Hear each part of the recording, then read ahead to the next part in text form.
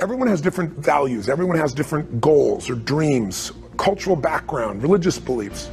But human beings have something in common. We have the same fundamental needs. When your needs are met, you are lit up like a Christmas tree. You feel alive. You feel passionate.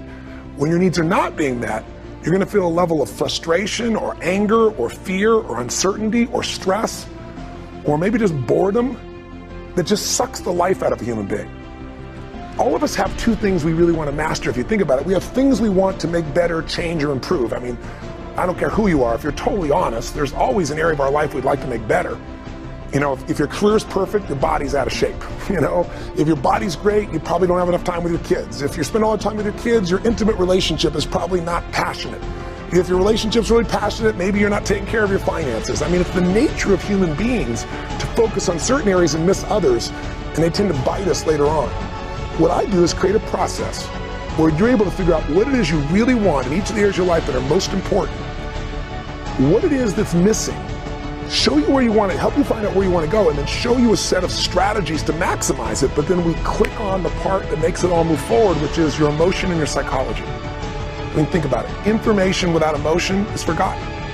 If I asked you, where were you on the day of, 9/11, no matter where you are in the world, American or not, most people remember the moment they heard it, what was around them, where they were, what they experienced.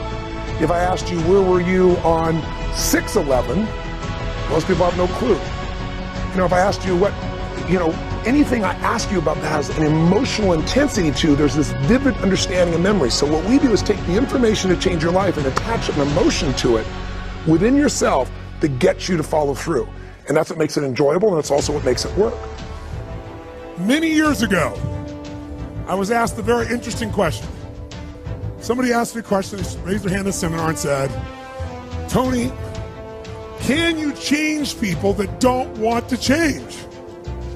Of course you can change people who don't want to change. All you need is the right kind of, if you have enough leverage where change becomes an absolute. Now for some people, leverage is not even the threat of their own life. Some people rather die than have you tell them what to do.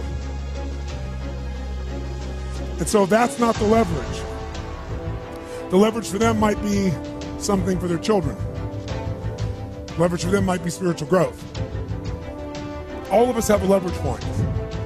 If you find the leverage, not the leverage you make someone do it, the leverage that will make them make themselves do it. We all have some place that'll get us to follow through. Now, if you get enough leverage and if you interrupt the pattern enough, how many of you ever had a pattern when you were a kid and you had like some obnoxious uncle or something and you were trying to be upset and they'd come like rub your damn head or some bitch, make you crazy, and you couldn't stay upset because they kept doing this to you? How many had this happen? Say, If you have enough leverage and you break someone's pattern enough times, a new pattern will show up. If you're conscious, you can create the new pattern. So the answer is yes. Now then the question would be, Tony, if all it takes is leverage, then why don't most people change? And I had a lot of answers for that, but that night, I'm a night person. That night, I'm wired up after a seminar. It's like 2 o'clock in the morning, it was December. And so I flip on the television in the back for some white noise, looking for CNN, and I come across the old Christmas classic, this Christmas Carol, right? A Dickens classic.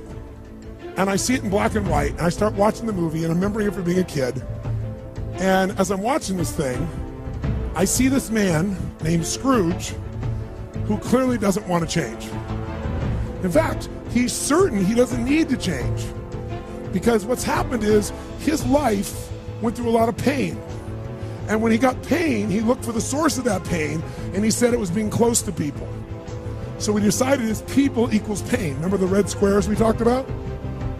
So now he wants to avoid people, and he's mean to people.